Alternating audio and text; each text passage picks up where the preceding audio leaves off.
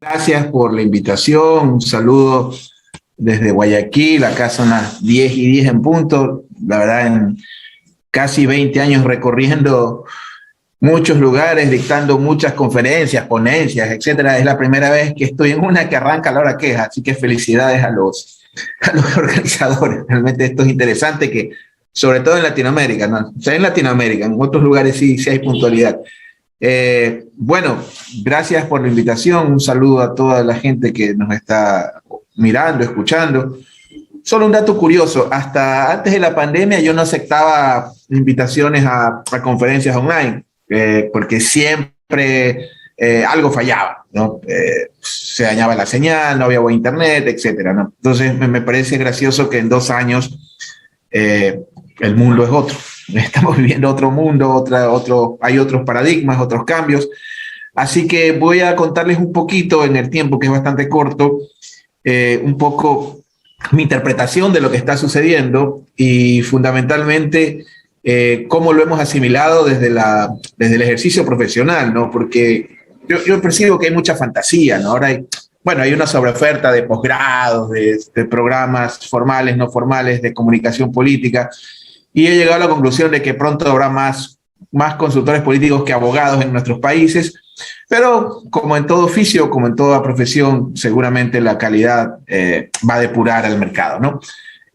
Yo les quiero compartir la misma presentación que utilizamos hace 2 semanas en Honduras, un país al que quiero mucho, al que llevo más de 10 años trabajando ahí, que la hicimos recién. Y bueno, ahí tienen mi cuenta de Twitter, si quieren trolearme, conversar, contactarme, todo lo que ustedes quieran, @Osvaldo Moreno. Déjenme, yo tengo terror a la tecnología. Bueno, vamos a entrar en materia. Bueno, primero, en estos temas, yo trato un poco de sintetizar, ¿no? Y de ser lo más formal posible, porque yo veo que ha habido una masificación de muchas cosas que son ciertas y otras que son mitos, ¿no? Entonces, es inevitable hablar del tema digital en tiempos modernos, es inevitable hablar de muchas cosas que uno se ha encontrado en la profesión, ¿no? Y de muchas cosas que son ciertas, creo yo, y que son mentiras. Yo les puedo garantizar que después de 20 años casi de ejercicio en casi todo el mundo hispano, sigo sosteniendo que las redes sociales generan más divorcios que votos. Esto, bueno, basado en evidencia, ¿no? Porque hay mucha opinión, entonces llego yo y les ofrezco el software mágico que les va a decir hasta qué horas tienen que bañarse y cuánto agua utilizan y qué marca de cualquier cosa usan. Pero hay cosas que no han variado, ¿no? Que es un poco la investigación que es fundamental y lo que la gente está pensando y que no te lo dice el algoritmo. En muchos de nuestros países se dieron muchas situaciones que sustentan lo que estoy diciendo. Les voy a poner el caso ecuatoriano y el caso de Honduras. Por ejemplo, en Ecuador, un 50% de los niños de las escuelas públicas no pudieron estudiar porque no tenían ni conectividad, porque no había el aparato, porque no tenían laptop, por infinidad de razones. Y esto, cuando lo transmites al área rural, se dispara. Ahí ya no estamos hablando del 50%, sino de 80, 90, en algunos casos más del 90%. Y no solo a nivel de los estudiantes. Esto está ocurriendo también a nivel de los docentes, lo cual es sumamente preocupante y es un indicador que te da un poco la secuencia o la idea de que exactamente qué está sucediendo con el tema de la comunicación digital. Que ojo, cuidado, no es que les esté diciendo vamos a prescindir de ella, pero hay que entender un poco que es un factor más o un elemento más dentro del proceso electoral. O dicho de otra forma, en la vía comunicacional, la comunicación digital es una pata más de la mesa. No puedes prescindir de ella, obviamente, pero no puedes hacer funcional la campaña a las redes sociales. Lo que tienes que hacer es las redes sociales funcionales a la estrategia, ¿no? Bueno, primero uno tiene que determinar, voy a tratar de ir muy rápido, las características de los electores, ¿no? ¿Cuáles son los tipos de elecciones que existen, ¿no? Porque a nosotros nunca nos verán como firma presentar un video de Obama, un video de otra campaña, sino productos de la casa. Voy a tratar por lo menos de poner 2 de campañas recientes. Y lo primero que uno tiene que determinar cuando es candidato es cuál es el tipo de elección en la que estoy participando, ¿no? Recuerden que yo vengo de la ciencia política, del mundo de las ciencias sociales, y también hay que tener algo de teoría, pues ¿no? Uno tiene que tener un marco teórico básico de cultura general mínima, de conocimiento de historia, de la plaza en la que va a trabajar, etcétera, ¿no? Las campañas para mí existen de tres tipos, ¿no? Bueno, existen de acuerdo a la doctrina 2 y en la obra que tenemos en preparación hemos incluido una tercera. Las directas, que son las unipersonales, ejemplo, alcaldías, gobernaciones, presidencias, se llaman directas unipersonales porque se elige un solo funcionario. Y las indirectas o plurinominales, que son las donde se eligen varios, ejemplo, diputados, regidores, concejales, senadores, corregidores, depende del país donde ustedes estén trabajando, ¿no? Y las mixtas, que es lo que yo llamo referéndum, plebiscitos, consultas, revocatorias, ¿no? Hay mucha fantasía en el sentido del trabajo del consultor político, ¿no? Durante bueno, no permanentemente, las campañas son lo que uno hace, hay otro tipo también de actividades, y la primera recomendación que doy es, primero, desconéctese un poco lo digital y vuelva al territorio, y segundo, si puede, no vea series basura, House of Cards, Juego de Tronos, que no tienen nada que ver, es como leer una revista Condorito. Yo pensaría que si la marihuana te vuelve imbécil en 5 años y te destruye el cerebro, hay otra droga que se llama la H, que ahora hay mucho en Ecuador, que te destruye el cerebro en 6 meses. Yo diría que House of Cards y Juego de Tronos son cosas que le hacen muchísimo daño al cerebro político de la gente, ¿no? Entonces, una vez que yo defino cuál es el tipo de elección en el cual yo estoy trabajando, ejemplo, escuchaba que había un candidato a la Cámara o una candidata a la Cámara, que eso es una elección parlamentaria, esa es una elección de tipo indirecto. Entonces, yo en una elección, lo primero que tengo que saber es el patrimonio de un candidato. ¿Cuál es el patrimonio? Les comento algo, yo en lo que menos a mí me ha interesado siempre, o lo que menos me importa en un proceso electoral es la intención de voto. Por lo menos cuando uno empieza, ¿no? Y yo creo que los colegas pueden coincidir conmigo en eso mucho. Es decir, cuando nosotros llegamos a una campaña, cualquiera que ésta sea, lo primero que hay que hacer es un diagnóstico de lo que está sucediendo en la plaza electoral. Es decir, todo el mundo me dice, todo el mundo me quiere, me abraza. Claro, yo sí voy con camisetas, con bonos, con qué sé yo, con minutos de internet gratis, sin duda la gente me va a abrazar. Pero hay que tener indicadores o hay que investigar para primero tener un diagnóstico de lo que está sucediendo en una plaza electoral. Y dentro de esos indicadores hay uno que para mí es muy importante, y hago el símil con los médicos, ¿no? El médico abre la boca, sáquese la camiseta y te manda a hacer unos exámenes de sangre, unas imágenes, bueno, igualito para nosotros es la investigación cualitativa y cuantitativa. Existen varios tipos de investigación. En lo personal, mi padre, que en paz descanse, que era médico, me decía que hay que siempre probar lo que funciona, ¿no? Él me decía, es preferible un médico no tan genial que opera hace 20 años algo a un genio que lo hace hace un mes. Entonces, al menos en nuestros países, Ecuador, Perú, Colombia, Panamá, yo creo que sí hay buenos investigadores cualitativos y cuantitativos, es decir, encuestas y grupos focales. Y en esa investigación cuantitativa, se han visto que un examen de sangre tiene varios ítems, 20, 30, asimismo, hay que diferenciar entre un sondeo de opinión y una investigación. Una investigación es la que me da información clave, como por ejemplo, cuál es el nivel de conocimiento. Eso es clave. Acuérdense de ese concepto básico que dice que lo que no se comunica no existe. La investigación cualitativa y cuantitativa es fundamental y hay un parámetro que es clásico, que es el nivel de conocimiento. ¿Qué es el nivel de conocimiento? El porcentaje de personas que saben que yo existo. Lo que no se comunica no existe y nadie ama lo que no conoce, eso decía Gabriel García Márquez. ¿Cómo van a votar por mí si no me conocen? Hay que pensar por ahí. Entonces, si mi elección es de tipo plurinominal, soy candidato a concejal, regidor, diputado, se supone, de acuerdo a la doctrina, que lo mínimo es que me conozca un 20-30% de la plaza electoral. Si yo quiero ser candidato a alcalde o presidente o de una elección de tipo unipersonal, se supone que debe conocerme mínimo el 80% de la plaza. Dicho de otra forma, o sea, ¿es más fácil ser asambleísta, concejal o diputado que presidente o gobernador? Sí, en términos de nivel de conocimiento. Entonces, una vez que yo determino cuál es el nivel de conocimiento que requiero, lo primero que tengo que hacer es tomar esos indicadores de nivel de conocimiento y poder saber dónde estoy. Entonces, lo primero que yo tengo que hacer es saber en qué estado se encuentra, o en términos bursátiles para quienes vienen del mundo financiero, cuánto cotiza en la bolsa de la opinión pública de la localidad esta persona como candidato, ¿no es verdad? Entonces, ese es el primer paso, investigar. Ese es el diagnóstico que yo necesito. De otra forma, sin un diagnóstico, su mamá, su hijo, su amante, su primo, su pariente, el vecino, el mendigo, cualquiera tiene más capacidad de hacer una estrategia electoral que cualquiera de los 60 o 90 especialistas que vamos a hablar aquí. Si no hay diagnóstico, no tiene ningún tipo de utilidad profesional, ¿no? Bueno, ¿cómo ganó las elecciones? Volver acá. ¿Se gana solo con encuestas? No. ¿No?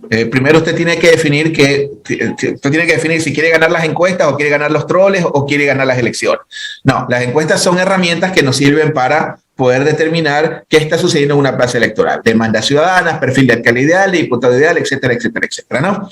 ¿Se gana solo con spots? Tampoco. Nosotros no hacemos spots para ganar Óscares, sino para ganar votos. Son importantes, son piezas, pero lo mismo como cualquier elemento de la campaña electoral. Son elementos o herramientas que tienen que ser funcionales a la campaña electoral.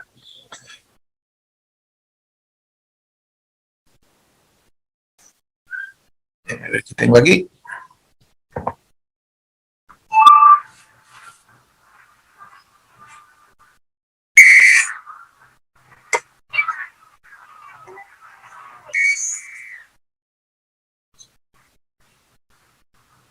Zapatero a tu zapato. Usted vaya a la asamblea. Me había olvidado de decirles, a medida que va avanzando mi presentación, vamos poniendo videos de campañas en las que hemos trabajado, ¿no? Ese spot de simple, 30 segundos, era una elección de tipo plurinominal, era un candidato asambleísta, el 80% de la plaza donde él estaba de candidato decía que su deporte favorito era el fútbol. En los grupos cualitativos, la gente coincidía que no quería ni futbolistas, ni artistas, ni gente de la farándula en la asamblea. Por eso ven al árbitro que lo vota del partido y le dice, usted váyase a la asamblea, usted no es futbolista, y el tipo se come el penal. Yo creo que el fútbol es un idioma universal que entendemos en Latinoamérica. Y esa frase era clave, ¿no? Zapatero a tus zapatos, usted a la asamblea. Esa era la frase que nos decía la gente en los cualitativos, y yo no hago investigación, por si acaso, yo contrato investigación. No puedo ser encuestador y estratega a la vez porque no puedo, digamos, autofiscalizar. Entonces, y contratamos muchísimas encuestas todos los años a muchos proveedores. Entonces, la palabra clave en los cualitativos era esa. ¿Por qué no quiere futbolistas o gente de la farándula o reinas de belleza en la política? Es lo que la gente nos decía en los grupos focales. Nos decía, no, zapatero a tu zapato. Entonces, fíjense cómo la investigación nos sirve hasta para elaborar piezas. Y hay muchos más detalles que se me iría el tiempo explicándolo en ese, acuérdense lo del manejo de los símbolos, ¿no? Ese spot que solo los ecuatorianos seguramente entenderán. Miren, fíjense que el 78% de esa plaza electoral era del equipo Barcelona de Ecuador, que es un equipo muy popular. Aunque creo que el Emelec es mejor, pero en todo caso hay una figura icónica que sale en el spot del arquero que se arrodilla, es un símbolo de ese equipo de fútbol. Entonces, esto tiene que ir cargado mucho de símbolos y lo que nos importa es que entiendan los electores los spots, ¿no? Otro gran problema que tengo, todo el mundo quiere ser Obama, todo el mundo quiere ser Bukele y Bukele hoy en día quiere ser como Chávez, ¿no? Entonces, hay que tener mucho cuidado con el tema de las redes sociales, ¿no? Esto es un caso de Honduras, ¿no? Fíjense un poco una vez más, evidencia versus opinión. En Honduras, solo digamos un 36% de la gente tiene acceso a Internet. Y es chistoso porque cuando tú hilas fino y escarbas e investigas, en varios países tú estás viendo que hay campañas en las que me toca redefinir totalmente el presupuesto porque esta pobre gente loca cree que va a ganar la campaña usando trolls. Yo les cuento una cosa, las redes sociales no están en todos los teléfonos de la gente, pero sí están en todos los teléfonos de los candidatos. Entonces se vuelven locos.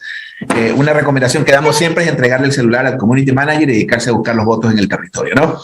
Miren el caso de Honduras, de 9 millones de habitantes, solo el 43% tiene acceso a Internet y solo el 37% usa redes sociales, y es un dato más interesante. Es los datos, o sea, en esto no hay discusión, no hay opinión, no hay, mira que te vendo el software mágico. Más importante es que de ese porcentaje de la población, les digo para concluir el tema de Honduras, el 90% es prepago. O sea, son gente que el día a día pone su lempira, su dólar para poder estar conectado. Entonces, mucho cuidado. No es que no redes sociales, pero sí, démosle el lugar que le corresponde, ¿no? Entonces, ¿cómo ganamos las elecciones? Estrategia. Las elecciones se ganan con estrategia, ¿sí? La estrategia es lo central, lo medular de una campaña electoral, ¿no? La estrategia es lo más importante. Fíjense esta imagen un poquito, esto es México, donde un candidato nuestro estaba participando y nos encontramos con esto una garita, decimos en Ecuador, o en un control, donde esto lo llaman las mantas los mexicanos. Esto era algo que dice: estamos hasta la madre de políticos mentirosos y corruptos. Y no tengo la foto, que estaba más abajo en el control, donde había un cartel que decía: político ladrón capturado en el barrio será quemado vivo. Entonces hay que tener mucho cuidado, porque la gente en ocasiones siente que tiene algo como de liderazgo y lo que lo ven es como un potencial delincuente. Yo les cuento que, a diferencia de muchos colegas, cuando alguien llega a mi despacho a pedirme ayuda, yo lo mando a que lo piense 4 veces. Digo, busque, se aseguro que usted quiere ser candidato, lo van a acusar de ladrón, probablemente su matrimonio se destruya, no va a poder tener sus hijos. Piénselo, porque ya no te vas a pertenecer. Tu patrimonio, tu vida, todo va a estar sujeto al escrutinio público. Yo no podría, realmente. Yo creo que la vida de Uribe o la de Correa no es vida, pues no pueden ir a la tienda porque hay 20 que lo quieren matar y 20 que lo quieren abrazar. Para mí eso no es vida, pero hay que estar muy preparado en estos temas políticos y tener vocación. No es tan fácil, ¿no? Bueno, ¿cuáles son las principales particularidades de hoy? Los tiempos de la velocidad de la información. La gente está mamada de la política, como dicen en Colombia. El rechazo al activismo político. Esto claro, yo apelo a la institucionalidad, pero en una campaña los tiempos son tan cortos que uno no se puede dar el lujo de, digamos, de poder innovar o hacer experimentos, ¿no? La ineficacia de los actos de masa. No siempre, y esto es importante, no siempre los temas que ustedes, nosotros, lo que yo pueda decir en CNN o una radio comunitaria indígena y campesina, que atiendo muchas también, es lo que la gente en su mesa discute. En ocasión, los temas que los políticos o la opinión pública está discutiendo no es lo que Juan, María y Pedro está hablando en su mesa, ¿no? Esa lógica, Emelec Barcelona, Boca River, Atlético Santa Fe, esa lógica del equipo de fútbol que antes existía. Mi abuelo era velasquista, mi padre era velasquista, mi mamá era velasquista, todos en mi familia eran velasquistas, que creo que todavía existe algo en Paraguay, ¿no? Que o eres colorado, y en los estados de México en algunos todavía eres priista toda tu vida, o eres del PAN, aunque el PRI es más antiguo. Eso todo ya no existe casi en la política, ¿no? Para que tengan una idea en materia de los cambios de la velocidad de la información, hoy usted puede saber en tiempo real lo que está sucediendo en cualquier lugar del planeta casi gratis. Había una foto que me olvidé de bajar, les pido disculpas. Leí el otro día una noticia de que un tipo le pidió matrimonio a su esposa, rompiendo el récord mundial de la llamada más cara de su época. Un tipo en Perú pagó $400 de 1960 y algo, que serían como $2.000 de hoy, un poquito más, por una llamada. Esa era la proporción de lo que costaba antes una llamada a larga distancia versus a lo que hoy tenemos. Hoy yo puedo hablar con gente, con 167 participantes que están regados desde México a la Argentina, algunos de Estados Unidos, probablemente en otros lugares del mundo, y casi esto no tiene valor. Esto es de locos. Fíjense el caso, siempre pongo el caso de Panamá y Colombia, dos países a los que yo considero el mismo país, igual que Ecuador y Venezuela. Bogotá se entera de la independencia de Panamá 3 días después. Se dan cuenta, en el segundo día ya los gringos ya estaban ahí instalados, ya habían puesto, digamos que los gringos tuvieron mucho que ver, porque salía más barato inventarse un país que pagar lo que pedía el Senado colombiano por el canal. Pero les pongo este ejemplo, no por la discusión histórica, sino porque si Bogotá no se enteraba 3 días después, probablemente no había independencia de Panamá. Entonces, es decir, hoy tú te puedes enterar las cosas en tiempo real, ¿no? ¿Cuáles son las características de los electores de hoy? Les encanta la política, ya hablamos de eso, la corrupción como el gran problema, los tiempos para evaluar a un candidato. Acuérdense siempre el tipo de mensaje en campaña es justificante, es ofertante, en gobierno es justificante, o haciendo un ejemplo más del día a día, cuando estoy en campaña es noviazgo, cuando ya estoy en gobierno es matrimonio. La dinámica comunicacional varía, ¿no? Yo en campaña fresco, en gobierno justifico, ¿no? Definir un poco las diferencias entre los tipos de elecciones, ¿no? En una elección local, para alcalde, por ejemplo, los temas son locales, la gente no quiere saber de ideología, de castrochavismo, de neoliberalismo, la gente quiere saber de su casa, de su parque, de sus vías de acceso, de la basura de la ciudad. En cambio, una elección de tipo nacional, sí existen obviamente discusiones más abstractas de política exterior, de economía, algo de ideología, ¿no? Bueno, el voto duro ya no existe, es muy difícil, el voto migra muy rápido. ¿Qué es lo que uno tiene que hacer? Hay que sentarse con todos los sectores. Yo no creo en eso de allá no vayamos porque no nos quieren.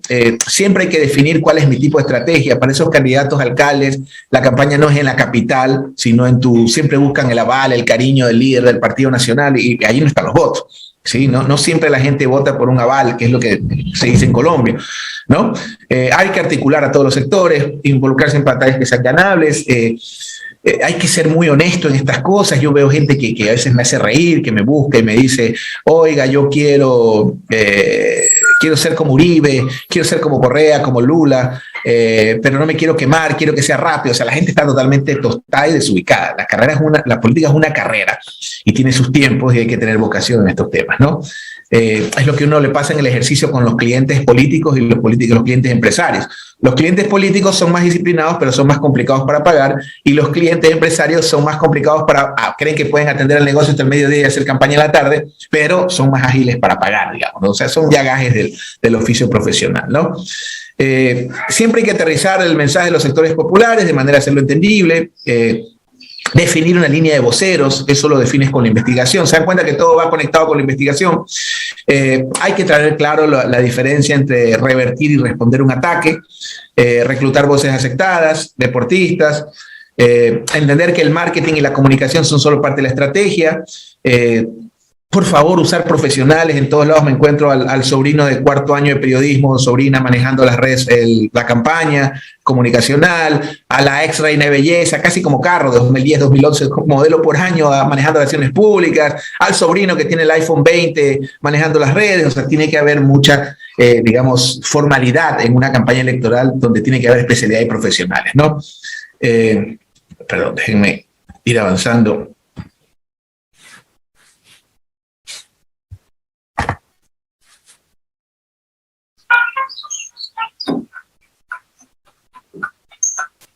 Oye, Ron, te busca. Estos astilleros, talleres, nunca se han cerrado desde 1981. Siempre han dado trabajo a la gente. El año pasado, por primera vez, producto de la pandemia, tuvimos que cerrar para precautelar la vida de nuestros compañeros. Seguiremos trabajando, seguiremos produciendo, seguiremos dando oportunidades. Les agradezco por haberme apoyado. Y hoy vuelvo a pedir su apoyo, su respaldo, para seguir adelante, para seguir sirviéndolos como siempre lo he hecho. César Ron, trabajo y producción, pues. Trabaja y trabaja. Bueno, ahí les puse una pieza de un candidato. Fíjense, el 70% decía que su medio de transporte después del transporte público era la moto. El tipo andaba en moto, entonces usamos un logo con moto. Bueno, estos fueron es parte de lo que en la investigación uno se ve, que es lo que más afectaba a la gente. En ese momento era la falta de empleo, inseguridad. Y bueno, esta es la forma en que recibimos. El amarillo era él, 10% de intención de voto. Estábamos terceros de 3, digamos. El partido de gobierno estaba con 34. Y bueno, este fue el resultado final, ¿no? Si ustedes ven el circuito 3, de 3 millones, un circuito de 1 millón de habitantes, de electores, miren que el amarillo es el único que vence en el distrito 3, ¿no? Aquí un poquito lo que les comentaba del manejo de los símbolos, ¿no? ¿Se acuerdan el spot del penal de fútbol? Fíjense, el que está arrodillado es si ustedes van al Museo del Barcelona, que es el equipo de fútbol que les digo, en este distrito la gente era ampliamente barcelonista, y este es un símbolo de Barcelona, ¿no? Un poquito eso se da cuenta el que vive allá, ¿no? Y bueno, esto era un tema técnico que un publicista me decía, ¿cómo era posible que hagas algo en contraluz? Bueno, eso es lo que nosotros buscábamos. Y veo que me quedan 6 minutos, voy a tratar de concluirlo más pronto. Una imagen donde el pueblo era quien lo expulsaba del partido, ¿no? Una campaña electoral es una dictadura donde las decisiones más importantes las toma un grupo minúsculo. Es bastante complicado, ¿no? Bueno, el puerta a puerta, maravilloso. Yo creo que el puerta a puerta es una de las cosas más importantes que tenemos en alguna campaña electoral. Esto es más o menos como tuve la suerte de trabajar con Ralph Morphy, el consultor más relevante del mundo. Tuve una amistad personal y fui su discípulo. Y él siempre me decía que el puerta a puerta era como el ejercicio para el corazón. Cualquier cardiólogo te va a decir que no hay pastilla, operación que supere 1 hora de ejercicio todos los días al corazón. Entonces, el puerta a puerta es lo más importante. Preocúpense más del puerta a puerta que comprar troles. Pues no, un troll con un seguidor que te insulta o te defiende es una estupidez, es un tiro en el pie. La radio. Por favor, somos latinoamericanos, ubíquense. La radio. No tengo radio, por si acaso, he escrito algo sobre la radio. La radio, les puedo decir que es la herramienta más extraordinaria para mí de la comunicación política en Latinoamérica y está en vigencia, ¿no? Es impresionante sus alcances, es impresionante. Claro, para eso es la investigación, ¿no? Otro consejo que doy, no tengo nada contra la publicidad, pero no permitan que su campaña se maneje con criterio de agencia de publicidad, sino con criterio estratégico. Generalmente las agencias lo que buscan es hacer negocios. Entonces yo te digo, oye, te voy a ser presidente, hay que comprar 1 millón de remeras, camisetas, franelas o como las llaman en sus países, yo te las vendo a buen precio. Oye, hay que pautar en tal radio, ahí es cuando más se escucha, y cuando tú cotejas en la investigación independiente, esa radio no es la que más escucha. ¿Qué es lo que pasa? Que la agencia recibe una comisión de la radio. Entonces, ojo, las agencias, cuando se maneja una campaña con criterio de agencia, se maneja con criterio de negocio. Una campaña tiene que manejarse con criterio estratégico. Ahora, ¿eso significa que no hay que usar publicidad? Obvio que sí, pero quien debe de tener el control es la campaña, no la agencia. Necesitamos creativos, necesitamos publicidad, muchas cosas, pero no hay que darle el control a intereses que se puedan comprometer con el interés de la campaña, ¿no? Bueno, ventajas que tiene la radio: el costo es infinitamente menor, el media training es una maravilla, tú en 10 entrevistas de radio puedes practicar, es más fácil conseguirlas, tienes varias audiencias, no tiene mayores costos de producción, una cuña radial aplica a tu imaginación, ¿no? Bueno,